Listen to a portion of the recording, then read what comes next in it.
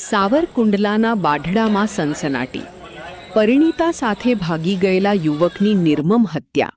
પ્રખ્યાત યુટ્યુબર સહિત 3 સામે ગુનો દાખલ. અમરેલી જિલ્લાના સાવરકુંડલા તાલુકાના બાઢડા ગામે કાયદો અને વ્યવસ્થાના લીરેલીરા ઉડાવતી એક ચોંકાવનારી ઘટના પ્રકાશમાં આવી છે.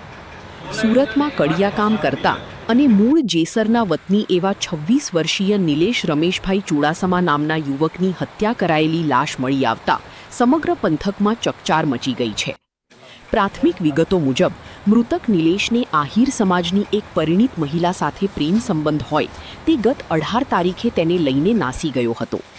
આ બાબતની અદાવત રાખીને ભાવનગર જિલ્લાના જેસર તાલુકાના કરલા ગામના જાણીતા યુટ્યુબર તરુણ બાંભણિયા, તરુણ આહિર તથા અન્ય શખ્સોએ નિલેશને અમદાવાદથી શોધી કાઢ્યો હતો.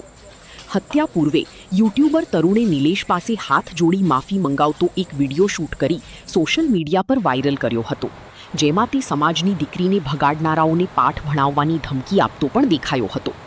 એટલું જ નહીં, આરોપીઓએ મૃતકના પરિવારજનો પર દબાણ લાવીને અન્ય વિડીયો પણ બનાવડાવવાનું સામે આવ્યું છે. આ કરુણ ઘટના અંગે મૃતકના ભાઈ વિરલભાઈ ચુડાસમાએ નોંધાવેલી ફરિયાદ મુજબ આરોપીઓએ નિલેશને કોઈ અજ્ઞાત સ્થળે લઈ જઈ હથિયારો વડે ઘાતકી માર મારી તેની હત્યા કરી નાખી હતી અને પુરાવાનો નાશ કરવાના આશયથી લાશને બાઢડાની વિરાણી હાઈસ્કૂલ પાછળ ફેંકી દીધી હતી.